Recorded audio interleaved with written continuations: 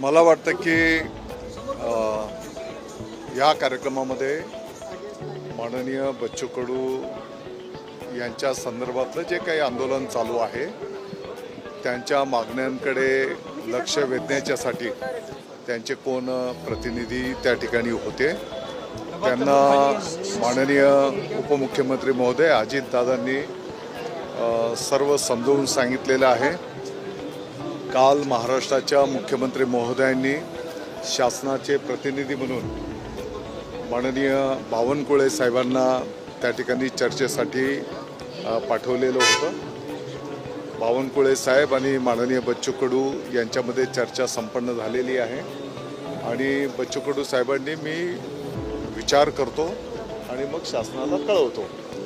माननीय मुख्यमंत्री महोदयांनी या संदर्भामध्ये समिती गठीत करण्याचं पण आश्वासन त्या ठिकाणी दिलेलं आहे। बच्चू कडू साहेबांच्या एकंदरीत 15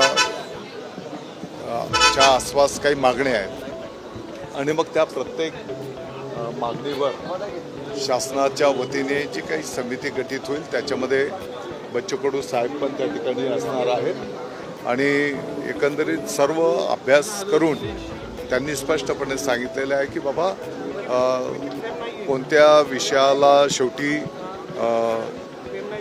त्याचं काय आउटकम असणार आहे त्याप्रमाणे येणाऱ्या काळामध्ये शासन निर्णय करेल। कर्जमाफीचं आपल्या सरकारनं सांगितलं होतं, महायुतीने सांगितलं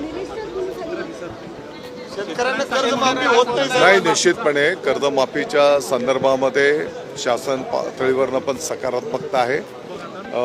मला वाटतं की येणाऱ्या काळामध्ये या संदर्भातलं मार्गक्रमण शेवटी बघा प्रत्येक गोष्टी दादा जेव्हा पूर्ण कर्जमाफी संदर्भात तुम्ही बोलत होता, शेतकऱ्यांना खरंच कर्जमाफी मिळेल? कर्जमाफीच्या संदर्भामध्ये सरकारची भूमिका आहे आणि येणाऱ्या काळामध्ये त्या संदर्भातलं मार्गक्रमण होईल। मिळेल का खरं? मिळेल का कर्जमाफी?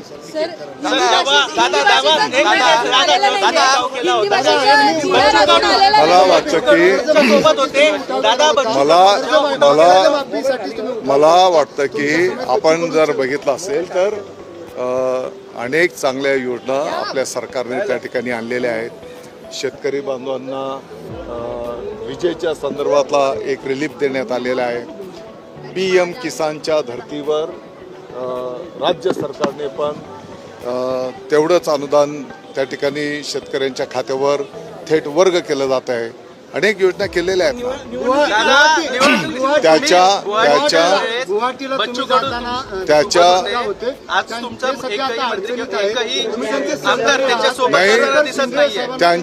त्यांच्या मागण्यांच्या ऐका ना गुवाहाटी प्रत्येक गोष्ट गुवाहाटीला जोडण्याची काही आवश्यकता नाही हो ना। आणि त्यांनी जी शेतकऱ्यांच्या कर्जमाफीची मागणी केलेली आहे त्याच्यापासून दूर कोण जात आहे? आमचं पण त्याला मान्यता समर्थन आहेच ना,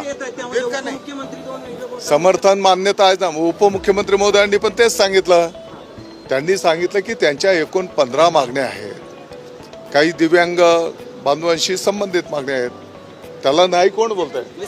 परंतु शेवटी कोणत्या पण गोष्टीचा निर्णय करत असताना त्याच्यामध्ये कशा पद्धतीने मार्गक्रमण करावं लागेल, त्याचं आर्थिक भार किती येणार आहे याचा सर्व अभ्यास करूनच पुढे मार्गक्रमण करावं लागेल ना। तुम्ही म्हणलेलं आहे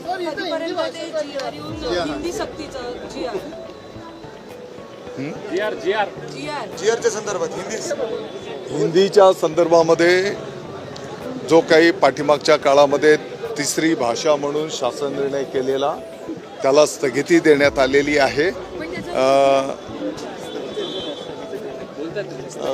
स्थगिती जेव्हा मी एक जबाबदार कार्यकर्ता म्हणून बोलतो आहे तर अनेक मंत्र्यांना निधी मिळत नाहीये,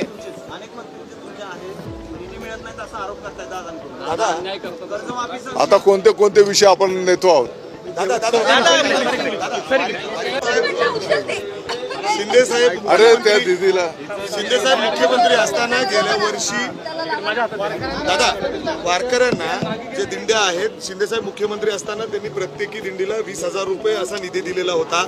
आता पुन्हा एकदा वारी सुरू होतीये 2 दिवसावर, मात्र कुठलाही निधी या दिंड्यांना आपण देण्यात बघितलं आलेला नाही असेल अजून. आता लाडक्या बहिणीकडे लक्ष, लाडक्या वारकरीकडे लक्ष नाही का? महोदय अजितदादांनी या संदर्भातला सविस्तर खुलासा आपल्या भाषणात त्या ठिकाणी केलेला आहे. पाठीमागच्या काळात पण अनुदान देण्यात आलेलं आहे.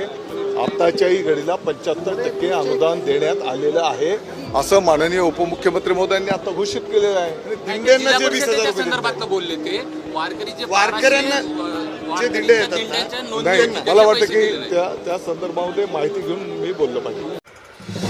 नवीन घडामोडी पाहण्यासाठी आजच आम्ही मुंबईकर 24 तासला लाईक करा, सबस्क्राईब करा आणि अपडेट राहा.